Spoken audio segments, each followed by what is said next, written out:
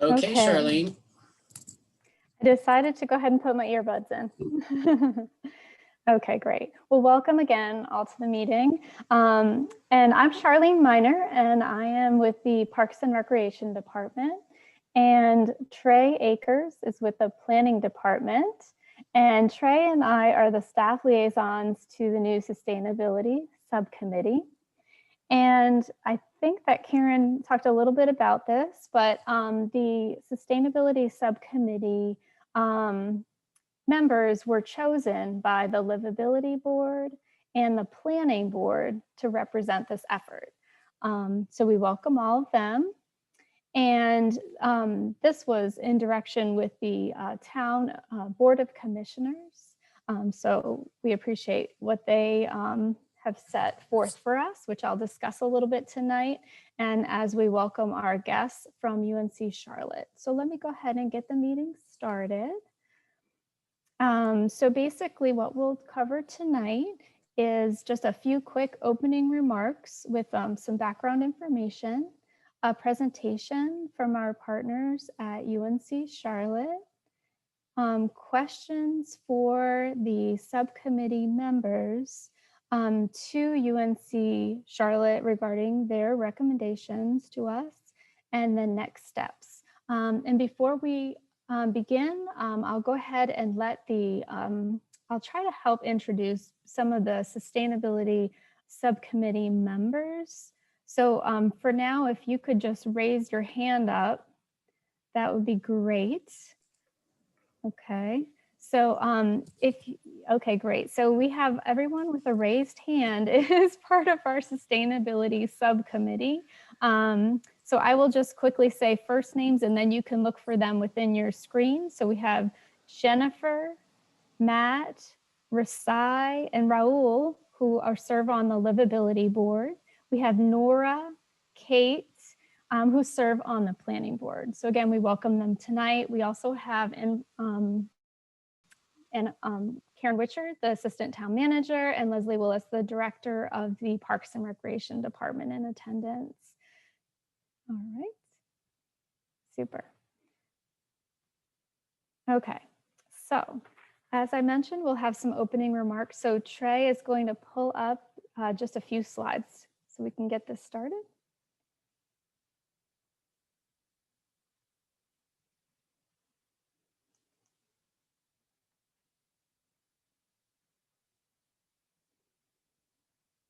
All right, and while we get that settled in, so as you know, this is the town of Davidson, and we are doing this presentation tonight to support the town with its efforts on sustainability. Okay, next slide. Part of that alignment comes out of the comprehensive plan, which was adopted in early 2020. And after an intensive community process, we actually had a lot of public input for that plan. It's very important. It has a 10-year timeframe and speaks, there are several items that speak to sustainability. The Board of Commissioners has a strategic plan, which has been adopted and includes sustainability as a priority item. And that has a 2-year timeframe. And all of that weighs in on our staff work plans and the work that the Sustainability Subcommittee will proceed on. Next slide. So as I said, the sustainability and natural assets is a priority item of the Board of Commissioners strategic plan, which was adopted in August of 2020. You can see on this slide some of the work that is to be done based on their goal. It involves some priority strategies. One is to implement a tree canopy master plan, which is being conducted by our arborist and other folks. And then a second one is to define the desired outcome of the town's sustainability efforts. So that is why we are here this evening and that is why we have the work of the Sustainability Subcommittee. And they're going to work together to make recommendations to the town board to help with the strategic plan goal. And the 3 bullet points at the bottom create a proposed definition of the outcome, desired for the town sustainability program, identifying priorities for implementation, and initial recommendations by March for the town budget process. And this will have short-term and long-term goals. And at the end of the presentation, like I said, I will discuss a bit of a time frame. And that leads us to our presentation tonight, which will be conducted by our partners from UNC Charlotte, a Master's of Public Administration. They conducted a capstone project, which was for the town and for our sustainability efforts. So at this time, I will turn this over to UNC Charlotte. Well, thank you very much. My name is Jim Douglas, and I'm a professor in the Department of Political Science and Public Administration at UNC Charlotte. I teach this class with Doug Bean. We co-teach it. It's one of the crown jewels of our department, of our program for our MPA students. We're at their last year. They have to work as a group to do a real world project. And we have teamed many times with Davidson to do capstone projects and have had a very good partnership with them. So we appreciate very much everything that Davidson does for us. We appreciate especially Karen's work and everybody else who has worked with the team this time around to help them put together giving them a great project in the first place, helping them put together some quality work. So thank you. And with that, I'll turn it over to our team members. All right, thank you, Dr. Douglas. So I just want to get into our welcome. And can everyone see the slides? Okay. All right, so first and foremost, good evening, everyone. Thank you so much for joining us tonight. We worked really hard this semester on this project, and we really look forward to sharing our findings with all of you. We're going to cover our scope, our focus areas, as well as our strategies recommended to help the town of Davidson achieve their sustainability goals. If you would please hold all questions until the end. You'll note all of our slides are numbered in the bottom right-hand corner. If there's a standout question from one of the slides, please jot down that slide number and then we can reference it back at the end. We are your presentation team. So my name is Nsiame Lemvo, and I am joined for the presentation tonight by Merritt McCulley, Pete Gricewood, and Tyreka Bradley.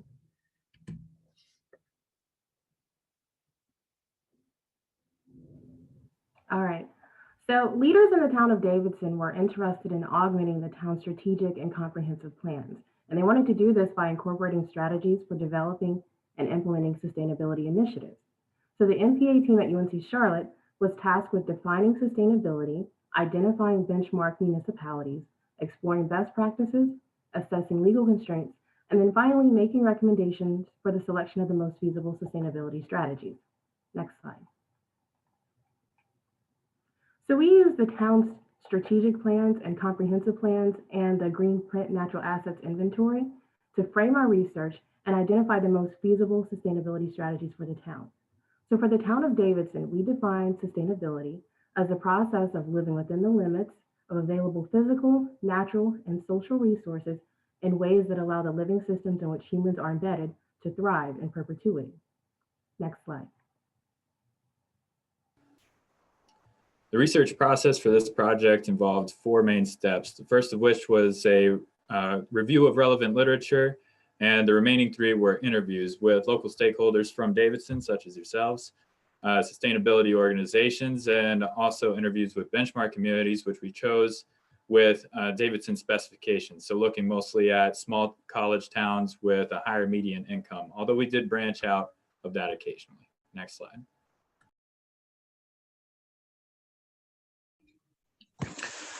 The MPA team developed 14 sustainability strategies that are grouped into 4 focus areas that you can see here: air, water, land, and collaboration. These strategies and focus areas help to illustrate innovative solutions to environmental, energy, and climate-based challenges as called for in the Town of Davidson 2020 strategic plan. Next slide, please. So this chart shows our 14 strategies on the right-hand side and the 4 focus areas on the left-hand side: air, water, land, and collaboration. Underneath each one of these focus areas, you'll see an objective statement. For example, under air, it says to reduce harmful impacts on air quality. So each one of the 4 strategies paired up with air is targeted towards that objective to reduce those harmful impacts on our air. So we're going to talk in detail about all of these strategies through this presentation. We'll give some benchmark towns that talk about those as well, and some recommendations for the town of Davidson. Next slide, please. So air is our first focus area. Next slide. There are 4 strategies within the air focus area. The first, to implement energy efficient standards for construction and renovation. Second, create a trolley circular. Third, invest in idle reduction technology. And fourth, implement electric vehicle chargers. Next slide, please. So strategy 1, implement energy efficient standards for construction and renovation. Building standards set the bar for development and are good development measures for a sustainable future. There's many efficiency and environmental impact focused building standards in the United States.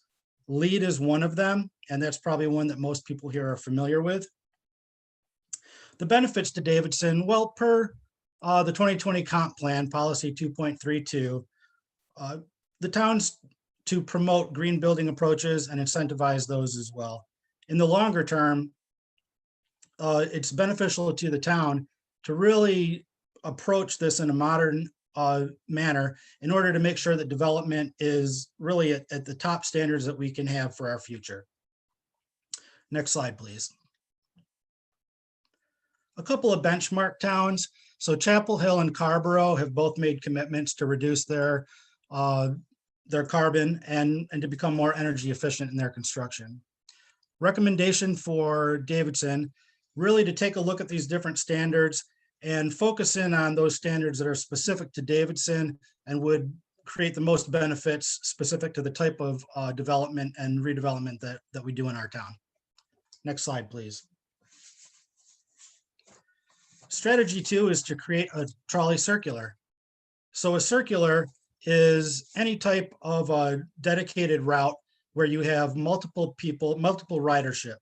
So it could be a van, a bus, a trolley, but it's mainly aimed at reducing those single people driving single cars for those type of trips. So some of the benefits, it minimizes those single trips in one person in a car, helping to reduce emissions, and it's really healthy both for individuals and for our environment. Next slide. A couple of benchmarks you can see here. Fun fact about Park City, Utah. Park City actually has a very similar median income as Davidson and also has a similar population. One thing you'll notice about these benchmarks is that they're all fare free.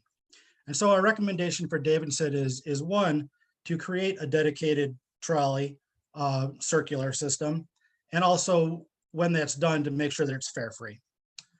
Next slide, please. Strategy 3 is to invest in idle reduction technology. So what is idle reduction technology? Well, many of you may own a vehicle or have ridden in a vehicle where when you come to a stop sign, the engine shuts off. So the gas engine shuts off, but some of the electrically funded things continue to go, like your heat or your lights and so forth. That's basically idle reduction technology. Some of the benefits there is because that gas engine shuts off, it reduces the pollutants and the emissions coming out of the car. That in turn improves human respiratory health. And over the long term, it can reduce your fuel and maintenance costs as well. Next slide, please. So for municipalities, typically what we're looking for is those big engines, those big vehicles, those fleet emergency vehicles like fire trucks and big diesels and so forth. So the recommendation is to really create a diagnostic tool where you look at all of your fleet and really kind of identify those worst offenders. So those that idle a lot and those that have high emissions. And starting with those, begin the process to replace those with vehicles that have IRT or do an aftermarket addition of IRT. Next slide, please. Strategy 4 is to implement electric vehicle chargers. And most people are pretty familiar with EV chargers. You can see from this picture here, this gentleman is plugging in his electric car. And so one of the issues for folks driving electric cars is they don't have a place to plug their car in. Benefits to the town in putting in these EV chargers is to promote renewable energy. It also helps to decrease emissions and fossil fuel usage. And really this starts with leadership by the town. Next slide, please. In this picture, you can see a little bit larger charging station, and with a roof that allows an opportunity for putting solar panels on top of the roof. And so you get more than one type of renewable energy going on. There's a couple of benchmarks here. Greensburg, Kansas partnered up with Tesla, and they did a cost sharing to bring a EV charger to their town. And the city of Charlotte has made multiple commitments and currently does have several EV chargers at their municipality centers. So our recommendation for the town, really become a leader and install those EV chargers at town buildings and properties. And this will encourage the use of electrical vehicles by visitors, by residents, and by students within the town. Thank you, and next slide, please. All right, so our next focus area is water. The 3 strategies surrounding water are to partner with Mecklenburg County on watershed management, to encourage and install rain gardens, and to utilize permeable pavement technologies. All of these strategies in an effort to achieve the objective of protecting water resources.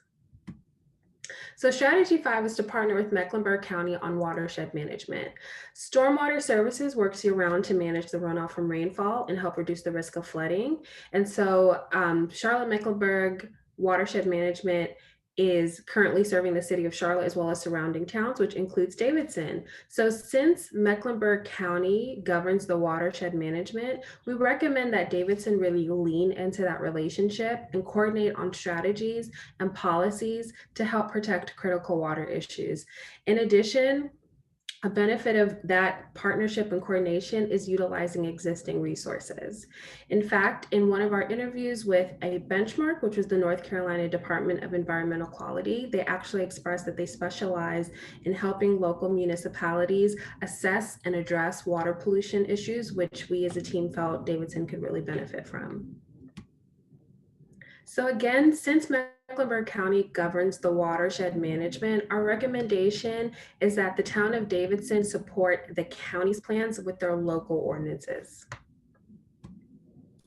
Strategy 6 is to encourage and install rain gardens. So rain gardens are landscaped areas that assist and help with the filtration of the drainage of stormwater. And so overall, a rain garden is just a win-win for the town of Davidson. Not only is it going to help reduce and filter pollutants, but it's also adding to the beautification of the town. In fact, a standout benchmark is the town of Huntersville, which was actually the first community in Mecklenburg County to implement low impact development as part of its water ordinance and zoning policies in 2003. Overall, we recommend that the town of Davidson build rain gardens specifically in areas where there is excess runoff. Strategy 7 is to utilize permeable pavement technologies. And so permeable pavement is a porous urban surface which catches precipitation and surface runoff. This utilization would create the benefit of reducing pollution, drainage, and runoff. And we also see it in the benchmark of UNC Chapel Hill, which is currently using permeable pavement in their parking lots. So again, we recommend that the town of Davidson create a permeable pavement ordinance. And we also recommend that they promote this ordinance on their website. All right, thank you, NCMA. Moving on to our next focus area, going along with the elemental theme, it'll be land. Next slide. So land has 4 strategies: to create a town composting program, create additional community gardens that are accessible to the town's population, to explore green development options on new town buildings, and to implement current comprehensive plan and tree initiatives. And all these are to support the objective to enhance beneficial use of land resources. Next slide. Strategy 8 is to create a town composting program. So you can see composting happening before your very eyes. In the picture to the right, it's when food and yard waste is put in a bin and microorganisms break it down into humus, which is a substance you can use for potting and planting and gardening. So it saves space in landfills, it's odorless, and it also saves money on disposal costs. It also decreases the amount of methane that gets released into the atmosphere, which is a much harmful greenhouse gas than carbon dioxide, which is the most common one we hear about. Next slide, please. A couple benchmarks we identified. The city of Raleigh has drop-off locations, which are very convenient for residents because they can just turn in these composting bins to those convenience locations. Another benchmark in Bowling Green, Kentucky, the city took those composting bins and they processed it. They process more than 500,000 cubic feet of it a year. And it produces humus that is sold for $5 per cubic yard while saving $200,000 annually in disposal costs and landfill space. So we recommend that the town establish one of these compost drop-off points, or a few of them, and also partner with Davidson College, which already has an active composting program. Next slide. Strategy 9 is to create additional community gardens. We know the town already has a couple of them, but community gardens are really beneficial because they're a pretty cheap way of mitigating food access disparities. So if you're in a low income area, you might not be as close to a grocery store with fresh produce, or you might not have a car, so it's not as accessible to you. And like in CMA was saying, a lot of these great green solutions have the added benefit of beautification, so that's a plus as well. Next slide. The benchmark we identified was in San Diego, in which public school teachers used community gardens as classroom space. And I just think back to my days at the old Davidson IB Middle School and how cool it would have been to, get out of our stuffy classroom and walk to the local community garden. So that's an opportunity for Davidson, and we recommend identifying possible garden sites in low-income areas to help mitigate those disparities that might occur. Create favorable zoning ordinances in downtown. We know that there are 3 spots downtown that don't have favorable zoning ordinances for community gardens. And then, like we were just talking about, working with local schools to get community gardens potentially in some of those schools, particularly Davidson Elementary. Next slide. Strategy 10 is explore installing green development options. And this is really split into 2 parts. The first is green roofs. The second part is solar panels. So what is a green roof? You can see on the right how it's really broken down and how it's constructed. The benefits, it has an insulatory effect. So it saves on AC in the summer and heat costs in buildings for the winter. And there are a number of other benefits that are listed below. Next slide. A couple benchmarks we identified, the first of which is in our very own state at the NC Arboretum in Asheville. You can see a picture of that on the top right. And also in Northampton, Massachusetts, they have an ordinance in which they strive to retrofit roofs that are in the city to make them appropriate for green roofs or solar panels, which we'll talk about in a bit. So recommendations of the MPA team is to use and promote greenroofs.com, which is the website that we identified and where these pictures came from. And it gives instructions on how to build green roofs and gives a few examples of them. So we recommend promoting that, and then also adding green roofs to town buildings to get those long-term benefits. Next slide. Next part of strategy 10 is solar panels. And a lot of people are familiar with solar panels. They convert solar energy into electricity for people to use, and it reduces harmful emissions like Pete was saying earlier. Next slide. A couple benchmarks, first of which is in Fayetteville, where they have the community solar farm. So rather than having residents having to pay for installation on their very own roofs, residents can draw from this community farm where anybody can get solar energy and reap the benefits of it. Another is the solar energy program in Washington, D.C., where they added 300 solar panels to various low-income housing units. The benefits over 20 years are expected to be $54,000 with a payback period of 5 years, so pretty significant. And we recommend that the town of Davidson, as it's already doing, continue to promote solar energy on its website, and also to incorporate solar energy into any upcoming low-income housing to promote the idea of social equity, which the town expressed interest in doing. Next slide. Strategy 11 is to implement current comprehensive plan and tree initiatives. So we talk about urban tree canopy. It's basically what percentage of the map is covered by trees if you're looking at it from above. So the U.S. Department of Agriculture uses the Urban Tree Canopy Assessment Toolkit. You can see an example of it on the right. Basically shows you what percentage of a certain area is covered in tree canopy. This particular one is of Grand Rapids, Michigan, and that'll help in seeing which areas might need a little more tree planting. So benefits of having a tree canopy are basically the same one as green roofs, but just even more, like times 10. So you talk about pulling pollutants from the atmosphere and spitting out clean oxygen for people to breathe. It also provides shade and a place of space for people who live in the town, or a sense of place, rather. Next slide. So basically, we recommend that the city of Davidson keep doing what it's doing and also execute the plans that it's already come up with.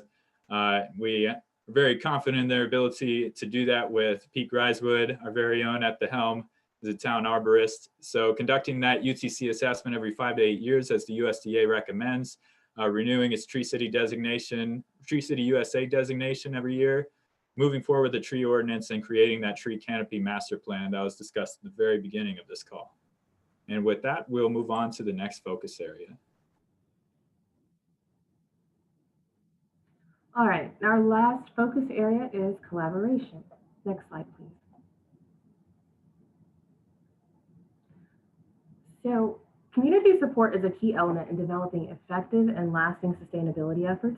So the MPA team believes that engaging in collaborative efforts will cultivate that community support.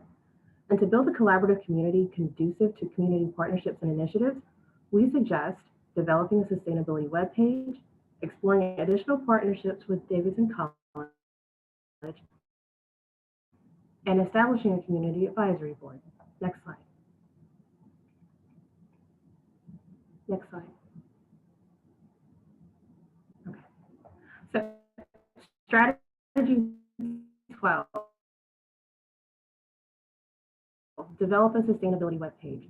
So sustain an initiative. This platform can include insight from advocacy groups, nonprofit organizations, local authorities, university faculty, and the general public. A simple and easy to understand webpage will communicate to residents what they can do and how they can get started, what the town is currently doing, and how the initiative is progressing. Next slide. Currently, the town displays little information on sustainability. So for Davidson, the webpage could serve as a way to streamline information, making it readily accessible to residents while serving as an educational tool. Additionally, the webpage will provide branding for your sustainability initiatives. Next slide, please.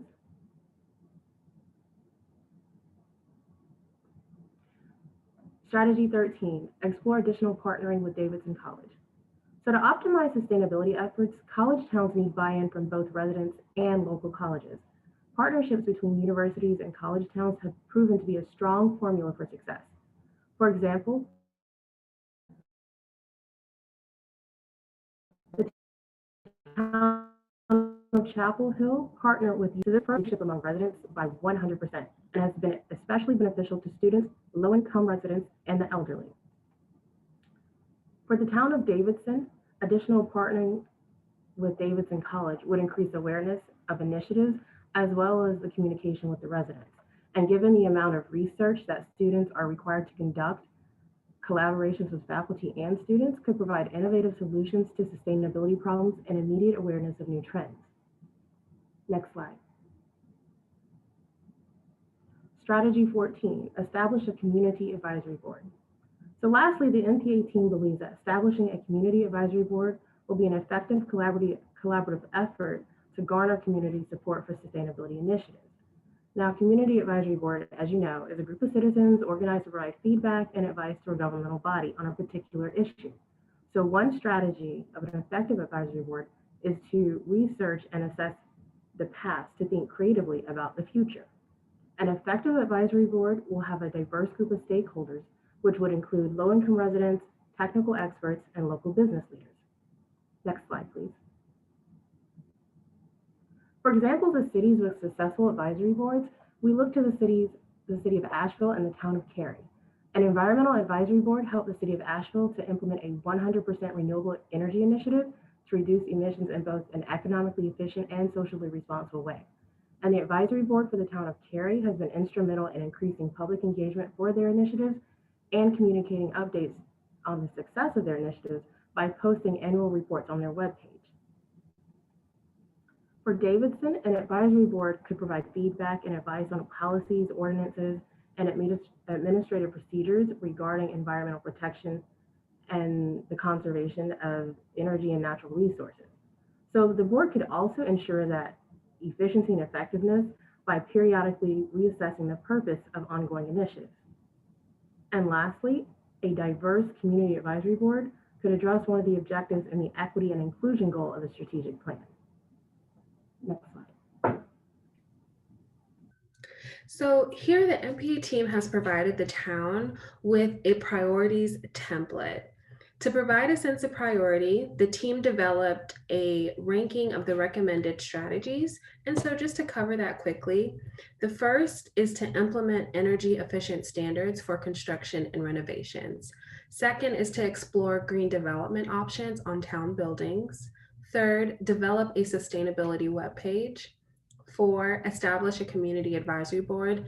And 5, encourage and install rain gardens. Again, the MPA team used a method of prioritization for this that is covered in our paper.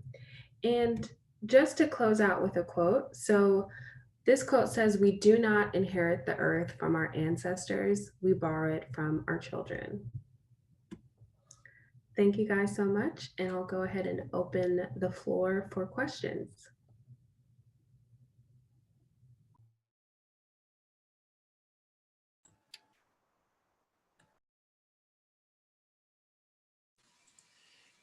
If you wouldn't mind, stop sharing. I know that we may need to revert back to slides, but if we can stop sharing, then I think we could see all the different speakers and if anyone has a question to offer. Thank you.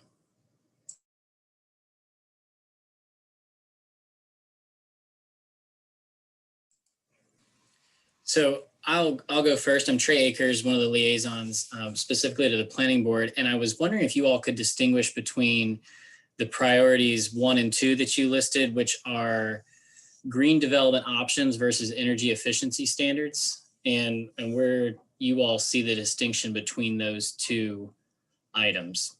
Can they be considered the same thing, or are they different?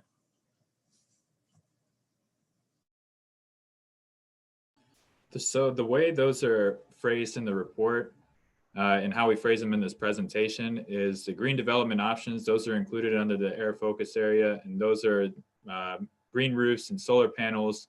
While looking at the first one that you mentioned, that's more referring to the LEED standards and more about building standards and energy and that sort of thing. So that's kind of the difference between those two, is how we phrased it. Although a lot of these strategies do kind of interlap at certain points.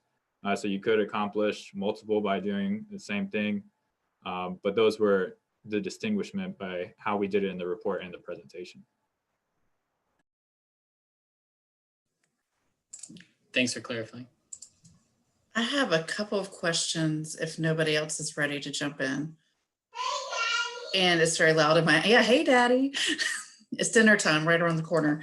2 things y'all said really kind of sparked something that I'm curious about. One is around the community gardens. I'm curious, and this may be more for our staff as a takeaway around where we have ordinance challenges where they're not allowed. Is that something we need to look at further as our sustainability subcommittee does work? And then also in thinking about public facilities, and this is really for Trey, the expert in all things planning ordinances. Is there anything in our ordinances that preclude the covered solar panel parking? I'm thinking that might be a great way to get solar on site at 251 or Town Hall. So team UNCC, that's really not for y'all, but something that I wanted to put out there in this space as we start our work down this path.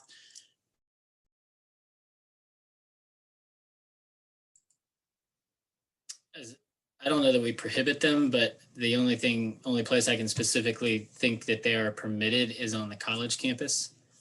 So I would think we would need to upgrade our standards in order to allow solar panels to be hosted elsewhere at scale. People can certainly install them on their roofs, on individual residences right now. As someone who just put solar panels on their individual residents, though, there's probably still some ordinance change we could make to make that more accessible to more citizens. Sorry to jump in on you, Trey. Oh, that's great. It's good you're on the committees. We've got some firsthand experience with that. It sounds like It was a little challenging to find an orientation. I was just gonna say, I bet it went so easy. Smooth as butter. I also had a couple of questions, if it's okay to jump in. Yeah, Karen, ahead. I wanted to make sure you were done. Okay. I really enjoyed the presentation. Thank you guys so much. Something that really spoke to me is the way in which you thought about social justice and environmental justice as essentially being the same thing when you were talking about particularly trying to put solar panels on affordable housing units. I'm wondering if there are other examples of that that came up in your work that maybe didn't bubble to the top for this presentation, but that you want to call attention to for us to consider.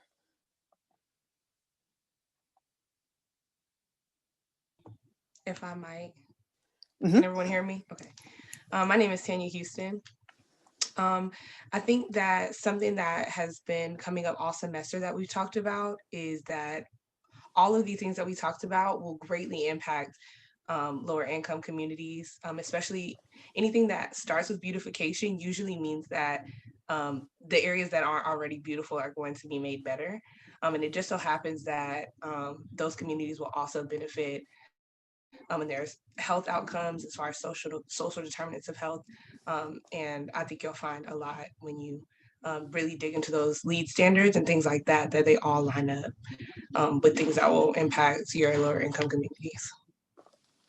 So would you recommend then like prioritizing some of the land and water work, for example, in our lower income communities first because of that?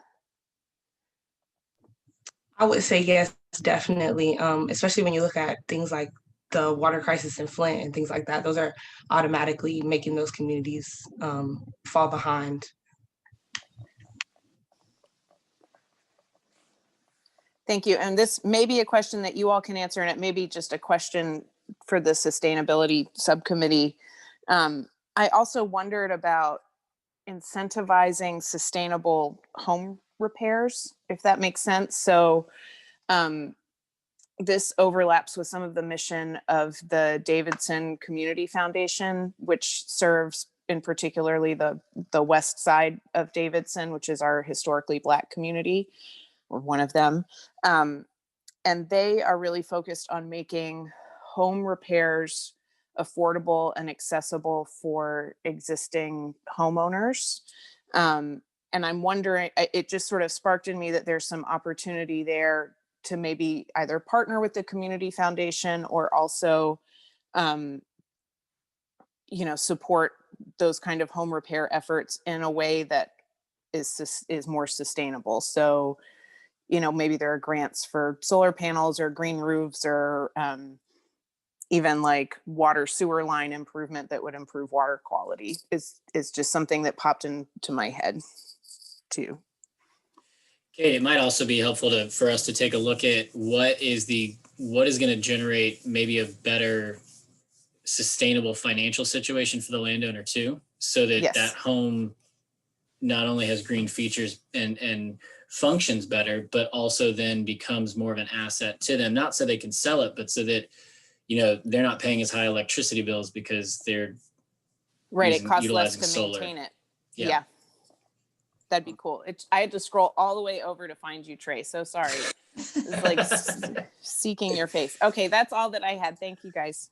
I just wanted to jump in quick and Katie and Trey, one of the things that we're talking about in my role as arborist with the town, and something that also kind of came up as we were looking through this and talking about justice is, there's a lot of folks in town that have big trees, for example, that need maintenance pruning, which can cost thousands of dollars. So along with looking to provide some help with fixing up the house, there's also something to be said for providing some help to fix up, to prune the tree back or to do what needs to be done in order to prolong the life of our tree canopy for these less served neighborhoods as well. And so that's something that's been kicked around and also kind of came up.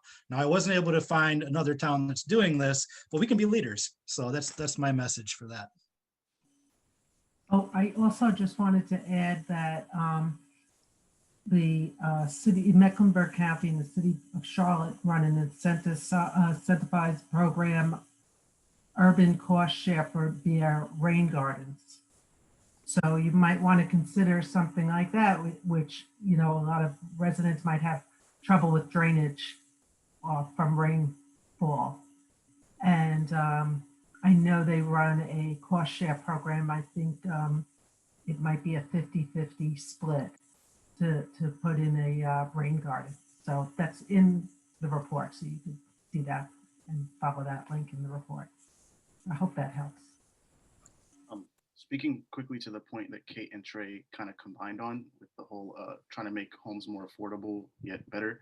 So the community solar panel system in Fayetteville, I know that they also, the Public Works Department buys their electricity from Duke Energy. And so I'm pretty sure that Duke Energy offers rebates for people that do install solar panels and use solar energy. So that may be something you guys want to look into a little bit more. Great, thank you. I think we may also just issue variances for people that install green features on their buildings. I think that would become very popular. Yeah. And also one other thing that was noted was that they definitely decreased their cost because Fayetteville's has a unique giant battery. So they use those during peak hours, which also drops their cost to buy that electricity, the regular electricity from Duke Energy. So it has a benefit all across the board. That's interesting. I didn't know that. Thank you for sharing. Yes, sir. This is Jennifer. I had a question. Would you all mind just doing a brief overview of how you selected your priorities?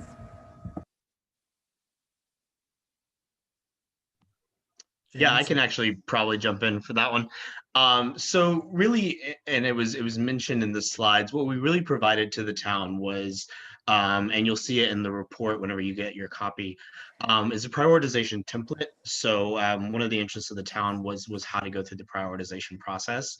So what the team did was we got together and we really brainstormed some criteria. So these are things like total lifetime cost of the project, the time to establish the project and get it up and running. I'm trying to think what other there was 4 criteria in total that we used.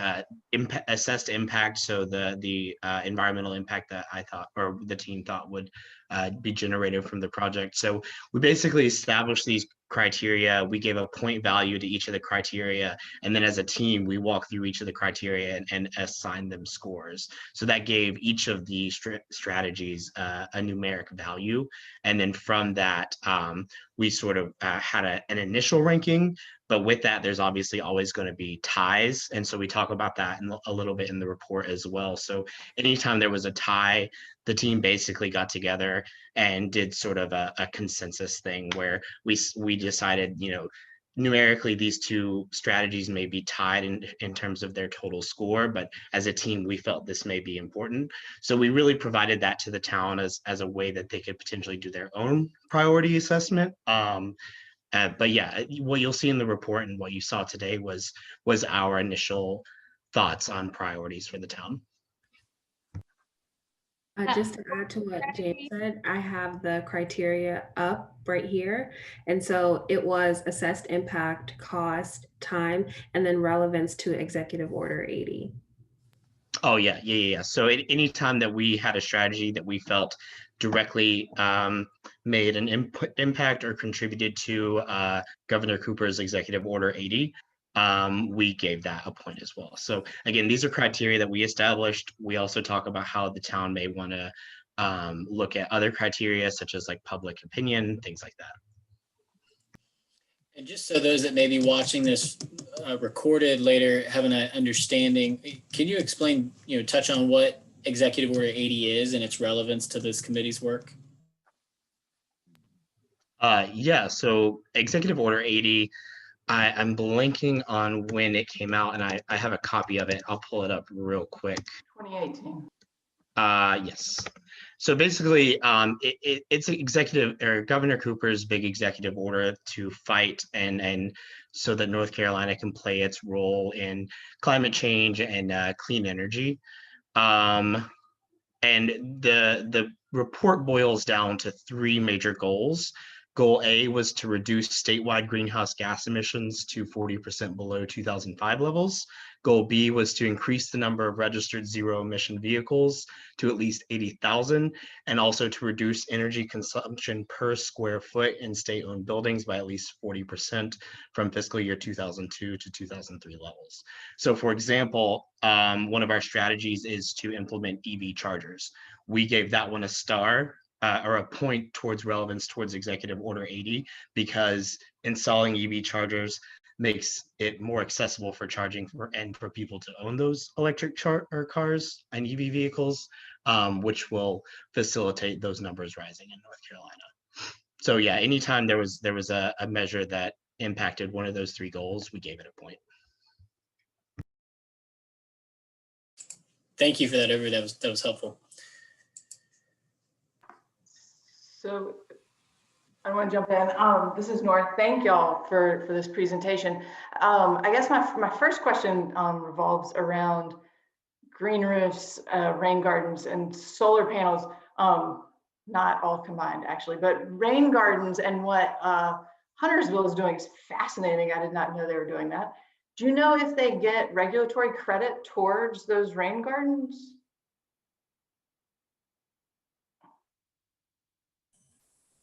No, I'm not.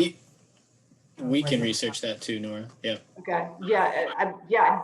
We should totally look at what Huntersville is doing. That's awesome that they're doing that. But then to green roofs being sort of the same stormwater management. But when you talk about accessibility and cost, like priorities, I know that probably didn't get a priority, but I guess I don't know how y'all looked at green roofs and solar panels in terms of cost and ability, sort of ease of implementation. And maybe that wasn't a clear question, but I guess those two elements are exciting, but they're some of the more costly things that you can do. Yeah, right. I totally understand. And so when we talk about cost in our priority template, we're referring to cost over the long term. So you're right. You're absolutely right. Solar panel and green roof, pretty pricey when you install them, but over time they provide such benefits that those benefits eventually, catch up to them. So that was kind of our thinking and why it was so high on our priorities list. As far as the cost of green roofs, we found that the minimum, it starts at $10 per square foot for the most basic kind of green roof, and then maintenance can range from 75 cents to $1.50 per square foot. So that's kind of an idea of how much it would cost. But then once again, the benefits over time, not only in the stress that would be reduced on your sewer systems from the water retention, like you were mentioning, but also the insulating effects on, so your power bill is going to go down, and then it's just going to create a cleaner atmosphere as well, which is a little bit harder to monetize, but is no doubt also important. So that's kind of how we came up with that. And we could potentially investigate long-term cost benefits as well. Awesome. So 2 more questions. One, thinking about, and I forget how y'all phrase it, but the energy efficiency and green building techniques for construction and renovation. Is that focused on residential, commercial, public buildings? So actually, I'm glad you brought this up, Nora. And I didn't author these sections of the paper for the strategies, but I did want to touch on your question and also go back to Trey's initial question on the differentiation between those two strategies and recommendations. So I want to add a little bit to what Merritt said. If you look at your handout that I believe Karen sent earlier, and I can pull it up on the screen if we need, but the 2 strategies in question were the strategy 1, which is implement energy efficient standards for construction and renovations. And then the other one is explore green development options on town buildings. So the first one, which is construction and renovation, that's really those standards, those building policies, and how we can the town of Davidson can affect the external bodies, all the construction that's happening privately. The other one is really internal. So what can Davidson do itself for town buildings, infrastructure, things like that? So that's really where those two separate. And I think that might answer your question a little bit, Nora. Yeah, that's helpful. And my last question is on the partnership with Mecklenburg County. And I think that's a great idea. Did y'all come across more tangible ways for the town to do that, to sort of build that relationship and utilize it more fully? Well, I think a lot of it had to do with, I guess, promotion on maybe Davidson's web presence, website, or webpage. Whereas I found a lot of other towns that are also under the umbrella of under the umbrella of the Mecklenburg County Watershed management. So one example was Mint Hill. They just publicized how they could, how they partnered with Mecklenburg County so that citizens would be able to have ease if they need to get any type of assistance. So that was a lot, so that they would be able to know where to go to if they needed assistance. And they were able to download forms on, I think it was Mint Hill's website, so that in case they had to have any type of, not ordinances, but for building, different type of management. So it was a little, that's what that pretty much. And then also I think it was Merritt that brought it up to maybe reach out to North Carolina DEQ, Department of Environmental Quality. And they also had a lot of information on the partnerships and what town of Davidson might need to move forward to have this partnership with Mecklenburg County. Fantastic, thanks. I'll add on that too a little bit for the subcommittee. I think one thing that might be interesting for you all to explore is Mecklenburg County handles the major watersheds. And then we do have our town stormwater program. And I think an open policy question, is it robust enough? Should it be better? Should we have an enhanced stormwater management program that really gets at water quality, not just the quantity? Because right now we're doing just with point repairs on the quantity side. So as y'all work to make recommendations, I think that's a robust area to explore.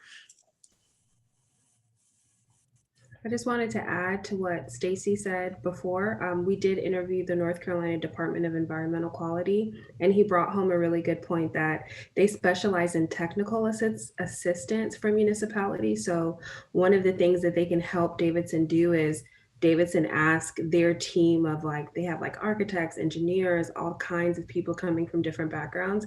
You can ask them how do we do this? And then they gather the resources to help answer that question. Karen, one of the things we looked at with, go ahead, Nora. Is that is that free technical assistance, or do you have to have a grant from DEQ to access those resources?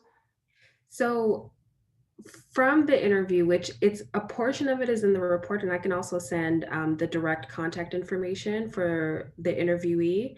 His name is Terry. And so the way he expressed it is that they're an open resources for municipalities. So if Davidson says, hey, NCDEQ, we need help doing this thing, they gather the resources in order to help you do it. And then they also have the ability to get Davidson assistance with grant partnerships as well. But I know Terry in particular, he comes from the water pollution team. So he did highlight that he knows for sure that, Davidson can literally just ask, how do we do this? And then the NCDEQ gathers those resources for you.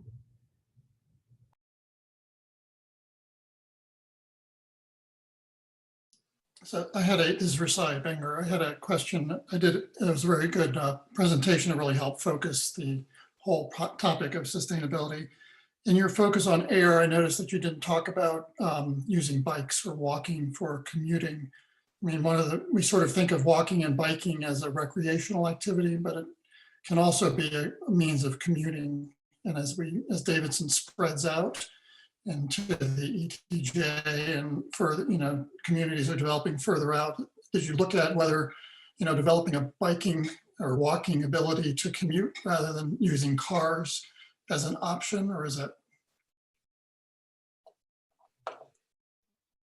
So I will jump in here. So originally we did plan on looking at like sidewalk accessibility, bike lanes, bike paths, those types of things. A lot of the research we came across really went into more the development side of it, and considering how like close knit the downtown Davidson area is, we just really didn't have a lot of relevant recommendations, I guess, towards that without really getting into reevaluating your existing infrastructure. And so we kind of wanted to go towards other routes. With that, though, we did find that connecting your current bike paths could be really beneficial in also reducing air quality impacts as it encourages. And then also within our paper, we discussed in the collaboration section the potential for a partnership with Davidson College for a bike share program. Since that was done a few years ago, we thought it might be something that'd be worth revisiting. And Rasai, both our comprehensive plan and our mobility plan, which preceded it by a few months, speak directly to kind of more of the infrastructure capacity issues. The bike share program in this report, which was mentioned again, is interesting because I think it was well liked. I just don't think it was able to be sustained long term based on its funding model. And that, sticking with kind of transportation and air quality and funding, I find the trolley circular suggestion interesting. And I have two questions. One, I don't see in the report how Park Cities is funded. I assume it's ski resorts, but I saw how Kansas City is funded and Chapel Hill is funded. A little different in terms of size city, and then also Chapel Hill's size school. I mean, they bake those fees into student fees, and then everybody rides free. I don't think Davidson College is large enough for us to support that. And you all recognize that we have tried this in the past on special occasions and have not had success, and the financial viability of it was not feasible long-term. So why recommend it again, in particular when air quality, as the point was made earlier, is such a difficult thing to monetize or to gauge the effectiveness of for such a project? So why prioritize that? Was that prioritized? I can't quite recall. No, it wasn't prioritized, but why recommend that, given that we have kind of a disconnect in size from the case studies, size communities and what they're able to fund, and then given that we have a local history of not being able to do this? Help us understand why you think this is so important for us to take another look at. So we decided to kind of revisit it because there are growing funding options. And then as well, we really thought it could help with congestion in the downtown area and also increase that equality of kind of increasing your mobility options for citizens. So most of them are funded through a half-cent sales tax. I believe Kansas City, it was along the development line only. So if you think about doing a circular through Main Street, then along that line, there'd be an extra half-cent tax within those stores. So like the CVS, the bookstores, things like that. Also, I work for Charlotte Area Transit. So I know there's also the option for partnership long-term. I know MTC gets kind of tricky, but that's another reason we still wanted to bring it up. And then DEQ, which we discussed, they are rolling out more grant programs that Davidson could apply for more the rural grants just due to population size, which would be a little less competitive than your larger urban grants. So that's kind of why we really chose to keep it in the report and kind of focus on that mobility and justice of spreading to people. Okay, thanks for explaining that. It helps us understand that a little better. We also love the word rural here, so we'll go after anything with that in the title. I see those locals understand that one. Were there any other comments or questions by any committee members, subcommittee members here? I have one quick question. Hey, Roll. Yeah, hi. This was a great presentation. Just a quick question about strategies like improving the community gardens or implementing community compost bins. Do you have any ideas about the best way to ensure that those amenities are maintained over time? Because I haven't been in the community garden that exists right now in Davidson in a while, but it seems like it has like ebbs and flows of people that go and actually engage with that garden, and so it has periods where it's kind of will run down and not well supported, not well used. And I can imagine the same for compost bins. So do you imagine like, you know, hiring people or having existing like Davidson maintenance workers, like that being a part of their job, or encouraging Davidson citizens to support those amenities in like dedicated support? That's a good question. I would suggest for composting, as far as buy-in is concerned, on the university campus, that could easily be, you know, a competition amongst dorms or buildings to see who produced the least waste in weight. Because if you're composting everything, then, or that can be composted, then you should have very light trash. So that could easily become a competition with some type of incentive at the end. As far as a community garden, that goes kind of back to justice.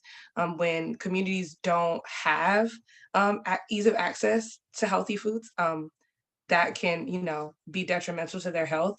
And so putting community gardens in areas where those people actually will go to the garden daily and pick things and till the land and make sure that it's healthy for them to reap benefits from it as well, that will come up. As far as it being on the campus, I think I do understand why that might become difficult as the seasons change and students come and go. That might be something that becomes one group's responsibility to keep that maintained. And unless you're going to probably pay the people who already have a lot on their plate more, it might be more difficult to get them to do more work. So I think that might be something to keep in mind. I can also jump in regarding the composting and community gardens. So for the composting, as Tanya mentioned, the report does specify that the town can also partner with Davidson College and provide incentives to the students for composting. So it could be something like providing an extra credit for, you know, any composting initiatives that they take. And then for the community gardens, there were also examples that specify partnerships with nonprofits. So any community members that have a vested interest in gardening as well can kind of work alongside with the nonprofit organizations. And there are a couple listed that we can provide that, you know, other cities have partnered with to kind of facilitate and maintain community gardens as well. I think the key for community gardens, or really any resource you want to bring to people, is promotion. So Tanya didn't mention it, but her nonprofit actually built a community garden, which is down the street from me. And initially, a lot of people didn't know about it, so it wasn't used as much. But once it got all over social media and the news, like, a lot of people in the area have been utilizing it a whole lot more. So, you know, it's one thing to provide the resource. It's another thing for people to know about it and to know that it's for them.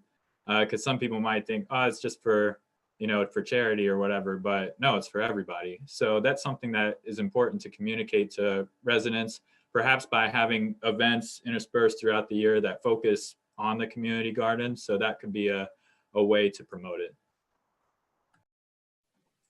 Yeah, those are good points, Merritt. Sorry. No, I just wanted to add to Raul's question about the who does the maintaining. We have a section in the report about key lessons learned. And when we talk to Chapel Hill, I don't know how like viable this is for Davidson, but they really encourage that in any effort Davidson kind of promotes to see if you can put the responsibility in an already existing department. So if you have any department that actually currently is in that area, the community garden, or does similar work of like maintenance with agriculture, vegetation, or anything like that, giving that responsibility to that department instead of necessarily adding a brand new employee or subcategory just to attend to that. And I think too, just to build on some of the points that have made, Raul, one of the prioritized recommendations they offered was to form a sustainability committee. And this, you know, the maintenance and the upkeep of that could possibly, if we move forward with that recommendation, come somewhat under their purview. And then also one of the other prioritized recommendations was creating a website. And there's been a lot of good points made about the benefits of that here. And I think some more of the recent points, simply showcasing it and even hosting events there, I think could start to catalyze community's interest in those facilities as well. And you know, when you start giving away something for free, everybody wants it. So we tell people we're giving rain gardens away, we'll be full of rain gardens before you know it. It looked like Nora, you might have had another question or comment, and if we could maybe do final questions or comments after that, if that sounds all right. Yeah, so I just had maybe a quick one, but so I like the idea of the Sustainability Advisory Board, but I'm curious when, I know you talked to Carrie, Chapel Hill, Asheville, did they speak to the sort of where sustainability is positioned within the town government structure and the focus, right? The amount of resources in order to sort of keep sustainability at a high level within, you know, town goals.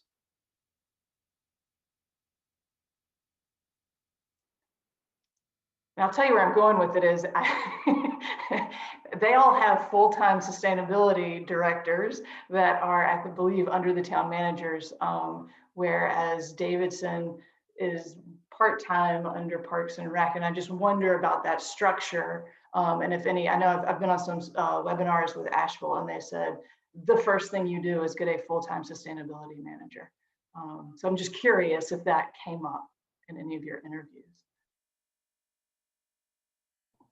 So in speaking, so the overall topic of the ability to have a devoted, singular or plural employee or department to sustainability, it kind of varied across the board. So like for Chapel Hill, they have one person, the sustainability coordinator. But then if you compare that to Park City, I think when we added everything up, their department totals at like almost 9 or 11 people.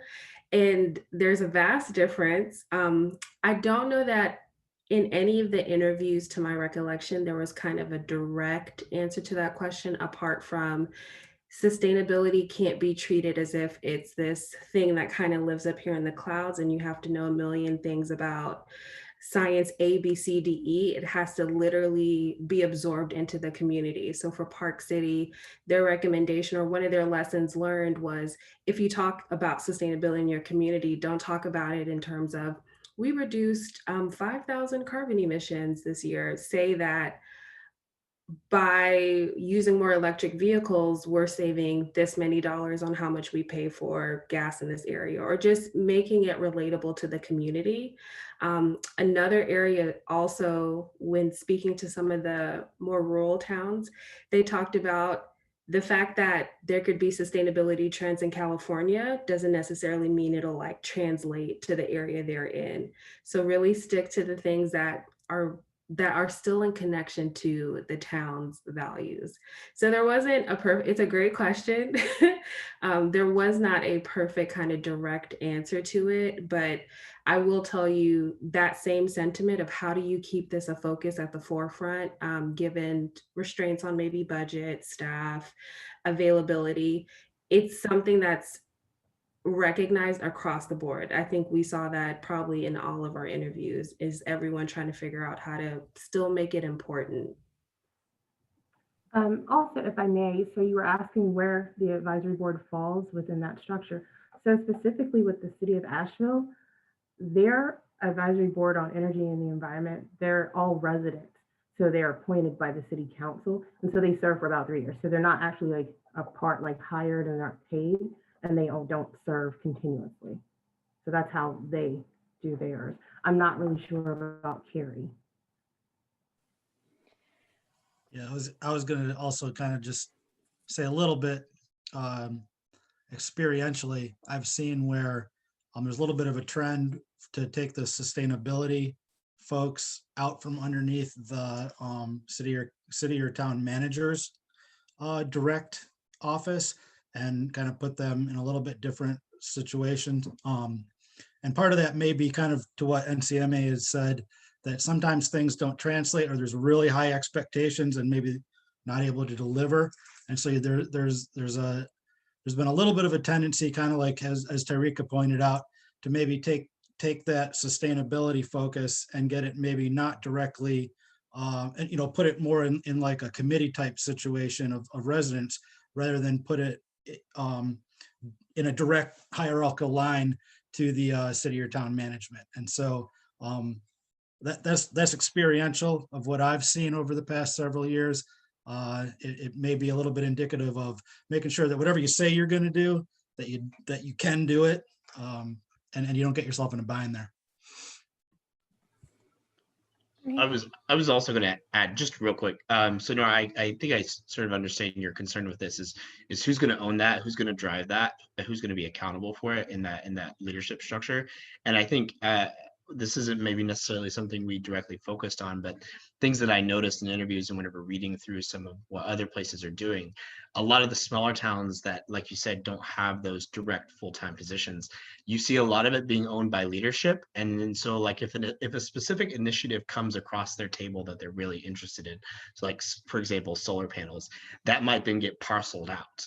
And then that is then held by, say, like, again, for the example of solar panels, like an asset and facility management or something like that. So it's really sort of owned by leadership. So the way this may work is, you have your advisory board, your council that's generating ideas, getting feedback, reporting that up the leadership structure. And then as specific initiatives are fleshed out, maybe then that, like I said, gets parceled out by the leadership. Thanks for those responses, and thanks Nora for that question. And I think Kate had one final question. Maybe we could end with this unless anybody else has a burning question after she's done. Thanks, Trey. As I'm listening to you all talk about all of your conversations that you've had with different folks at different in different places, I'm wondering about if there are any like words of caution or unintended consequences that this particular subcommittee should consider as we go forward. So like one that popped to mind is like making everything more beautiful will raise property taxes and make it harder for some people to be in their homes, as an example. And I just am wondering if there's anything else that might not be on our radar that we should be thinking about on the, downside piece.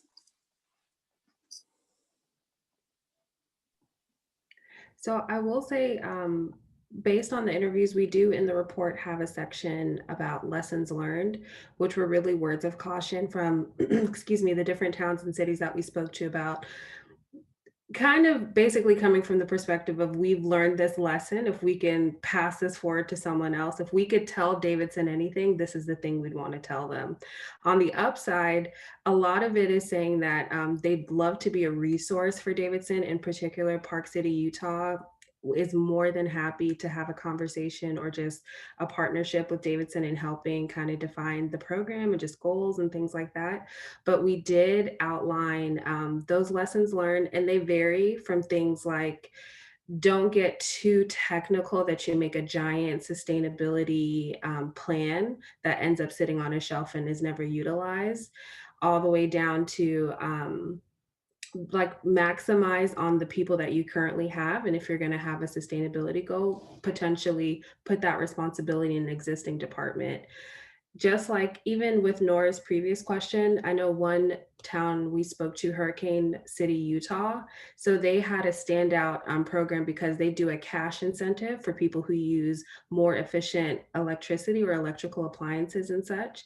And when we spoke to the city manager, they have no sustainability department. So his major what kind of lesson learned for Davidson was don't think you have to have a full department in order to achieve your sustainability efforts. As long as you connect your efforts with the town's like the town's goals and their morals, you have an opportunity for success. I think that's a great place to wrap it up. I think that was a good point. And I think that certainly describes where we are because although we love plans in this town, we don't have a sustainability plan yet. But you all have given us a lot of good ideas to chew on and think about how we can go forward in the coming months. And I think that's the work that we have before us. Charlene, do you want to take the opportunity to kind of outline where we're going from here? Yeah, thank you so much for the presentation, for all the great questions, and the MPA team, for all your work in this area. It's great. Trey, if you want to go ahead and pull up the slide that has the subcommittee role and timeline, that would be great. So you've given us more work to do, and we hope to do the best we can. And we have put ourselves on a pretty short timeline for some short-term goals. So the committee will work together to make recommendations to the town board to help with their strategic plan.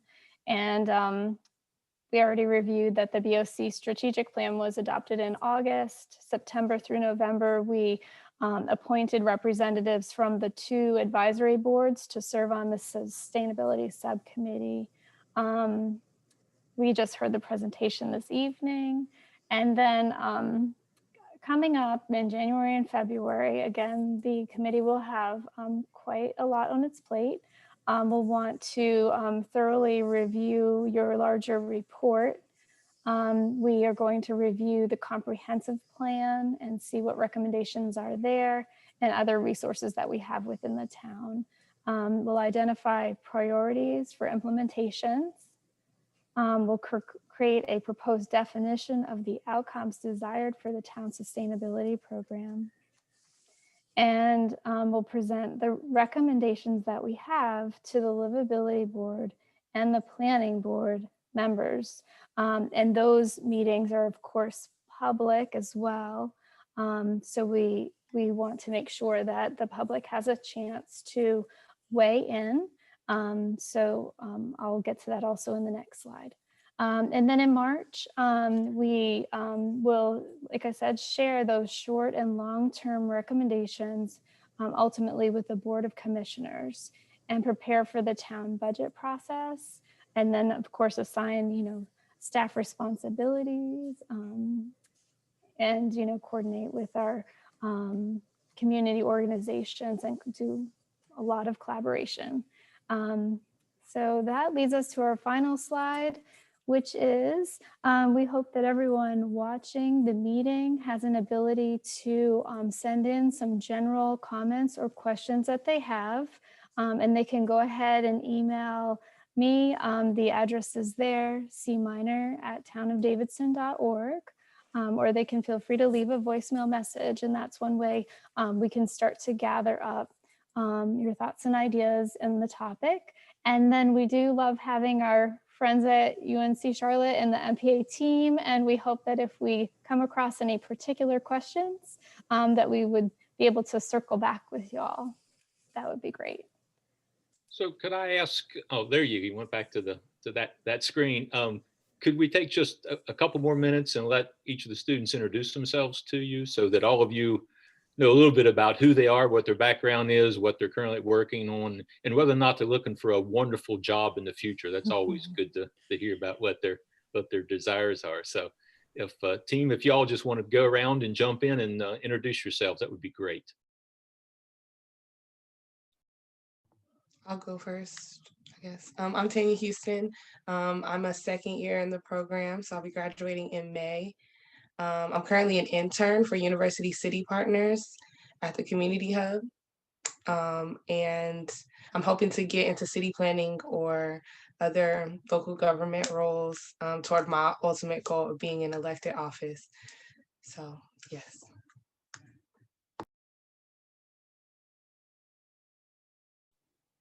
I guess I'll go next. My name is Nahom Kase. I'm also a second-year student graduating in May, currently a research fellow at Charlotte Works Workforce Development Board. And after graduation, I'm looking to get into a career in consulting.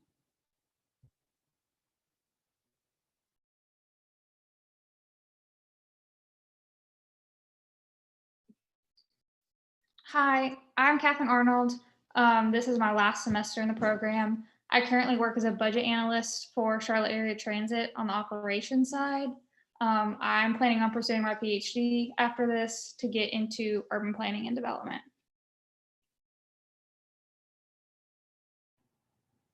My name is Tyrika Bradley. This is my last semester of the program as well. I'm a program manager, but I plan to pursue a role in police reform after I finish this program.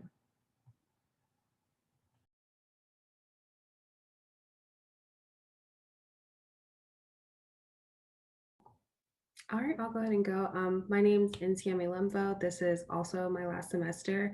I actually currently work in the private sector as an accountant analyst for a Compass Group, and I concentrated in budgeting and finance. So I'm hoping after graduation to go into public finance. Hi, I'll go. Hi, I'm Stacy Liotta. I currently work at UNC Charlotte in the College of Engineering. I graduate in December, and I'll probably continue working at College of Engineering after I graduate.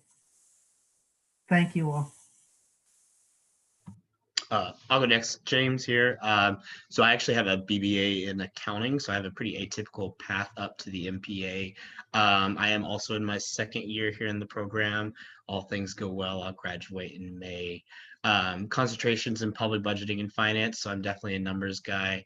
But yeah, looking forward to wrapping up the program and getting out in the field.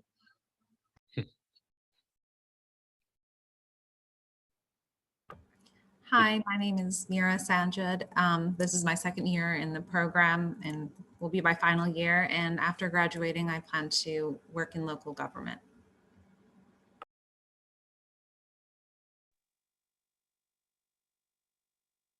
It's down to two of you. Don't forget me, Dr. Bean. I said it's down to two of you. Oh, is there two of us now? Well, I'm Pete Griswood. Three. Oh, three. Is there three? And I was going to wait till last, but I just can't take the pressure. So this is my last semester as well. I'll be graduating, fingers crossed. And so I work at the town of Davidson. I'm the town's very first town arborist. Previously worked at the city of Charlotte, and I am looking forward to a continued career in local government. All right, oh, go ahead, David. Hey, my name is David. This is my second year in the program, and like a lot of my colleagues, I'm looking for a career in local government after I finish this.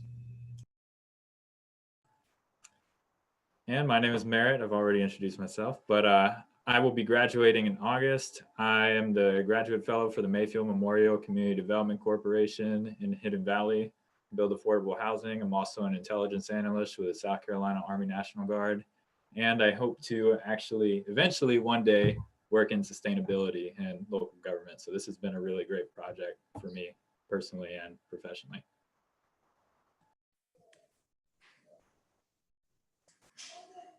Anybody left? Is that?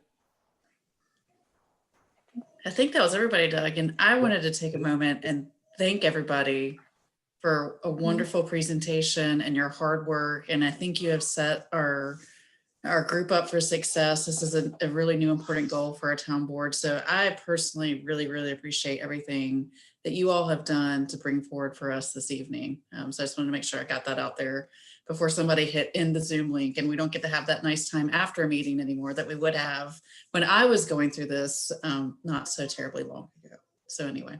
Well, we thank you. We've had the opportunity to work with Davidson on several occasions, and we always enjoy it. And we always enjoy working with the grad, Karen, who is a great ambassador for the program and was a wonderful student. Because this program really is all about connecting with the community, and that's what this class does. It's kind of the face of our program in the community. And we thank you for allowing us to work with you. And as someone who went into the consulting role, I can tell you, you're getting a lot of value for what the students provide to you. So maybe we ought to let Suzanne Leland close it out for us. Is that okay, Jim? Or maybe Jim wants to say one more word. But Suzanne, great job. Thank you, everybody. Once again, especially Karen. She's one of our star alums. She's out there now doing wonderful things. We really appreciate her coming back, and the whole town coming back and giving us another great project. Yep. Suzanne?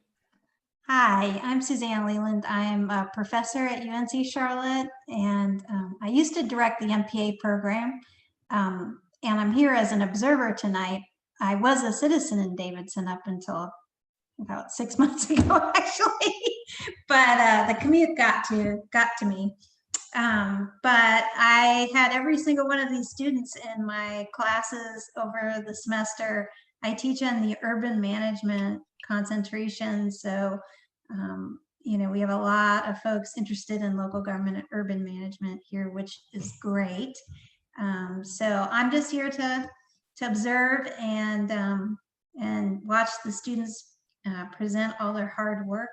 And again, thank you, Davidson, because this is, I think, maybe the 4th or 5th project I remember that our students have done.